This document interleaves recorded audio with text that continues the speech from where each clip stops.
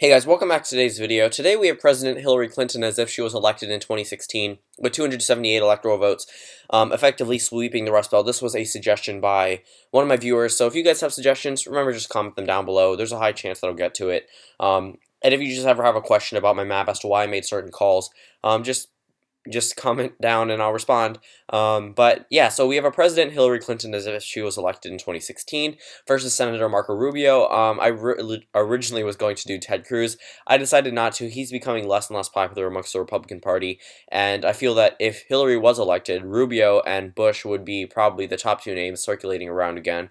And honestly, Marco Rubio, first of all, if Hillary Clinton became president, a lot more Republicans would have been elected into the Senate and the gubernatorial offices that we see around the country. So names that might have been top-notch names won't even exist because Donald Trump is president. So that's something to take into effect. But Marco Rubio just got reelected in 2016, as did Donald Trump winning the state of Florida in this scenario. So first of all, I'm going to leave the state of Florida in Marco Rubio's campaign. And then we're going to fill in all the battleground states, so Virginia, North Carolina, Georgia, the entire Rust Belt. Since Ohio and Iowa still went to Trump and Hillary won the presidency, that would have been the first time a president has won the presidency without winning Ohio since 1960. But again, that was a drastic change. Ohio really, it's becoming more and more conservative. I mean, it's going to take the Democrats a lot to win Ohio back in 2020. And it's possible, but it's not necessarily the likeliest scenario.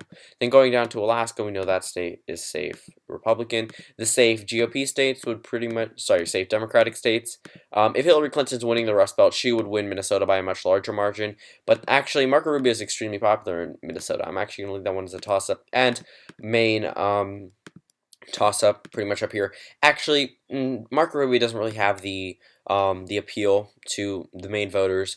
But I'm gonna leave one electoral vote as the same thing for Nebraska as a toss-up. I never understand why the gray is darker for the statewide, but it's light on the red. But this is the current electoral map: 192 electoral votes for Marco Rubio to 185 for Hillary Clinton. Since the bar would be set so high for the Clinton campaign, her approval rating would not be that high. I mean, her approval rating would probably peak at 50, especially with the divisiveness across the country. It would pretty much, we would see almost a similar trend as we see with Donald Trump. I think her approval rating would be a little bit higher than Trump's, definitely, with the way she would handle global affairs.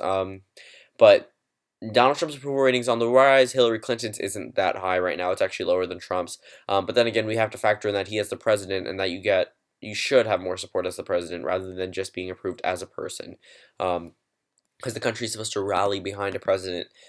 Same thing every year, but honestly, her approval rating would probably be similar to Trump, so that would be something that the Clinton campaign will need to watch out for. If Trump is winning Ohio, Iowa, Arizona, and Georgia in 2016, those states are probably going to go to Rubio. Rubio is one of the more popular candidates.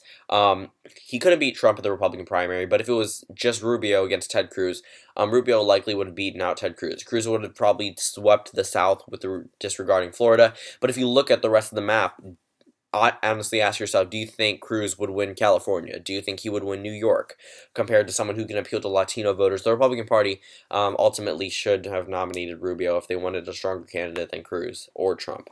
But they didn't. And actually, Trump probably was the only candidate who could have beaten Clinton in 2016, but we're talking about 2020 in this scenario, so Rubio is the nominee. Going up to New Hampshire, Hillary Clinton narrowly won that state against Donald Trump. I think Rubio can do very well there. Hillary Clinton got demolished in the Democratic primary, as did Rubio, but this was a multiple candidate field.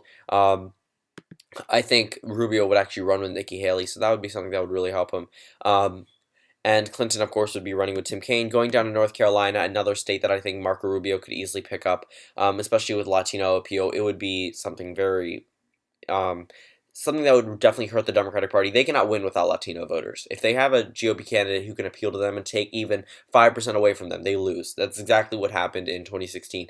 Donald Trump outperformed Mitt Romney's margin with Latino voters, and it cost them the election in states like Florida, states like Arizona, and pretty much across the Rust Belt where every single vote counted. Going up to Virginia, that's an interesting case. I don't know how I would call Virginia. Honestly, I would leave it in the Democratic column because Tim Kaine is the incumbent. Not that many cases where the incumbent vice president loses his home state if it's a toss-up. But that one's a little bit tough, but I think Marco Rubio would do well in Virginia, better than Trump did, but I think the Democrats would still hold on to it. Going down to New Mexico, even with Latino appeal on the Senator Marco Rubio's side, honestly, I still think Hillary Clinton would carry the state. Um, we're going up to the Northeast, where I think that Hillary Clinton would carry one electoral vote from the state of Maine. And I think she would carry that, but I think also Rubio would carry the one electoral vote from Nebraska that I left as a toss-up.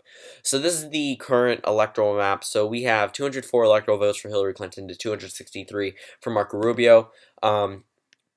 Honestly, I think Clinton would hold on to Michigan.